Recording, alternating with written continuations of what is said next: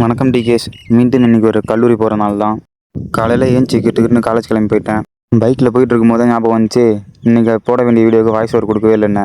அப்புறம் நம்ம editing spot போயிட்டு வாய்ஸ் ஓவர்லாம் கொடுத்துட்டு கிளம்பி போயிட்டேன்.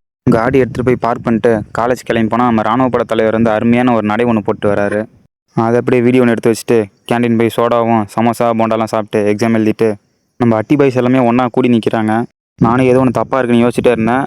நல்லா பார்த்துக்கோங்க, இவர் தான் மீசக்கார மாமா. இவர் தான் போட்டு எல்லோரும் வெளுத்து கட்டிகிட்டு இருந்தாங்க இன்றைக்கி. திரும்ப பஸ்ஸில் வரும்போது அருமையான இளையராஜா பாட்டுகள்லாம் கேட்டுட்டு வீட்டுக்கு வந்துட்டேன்.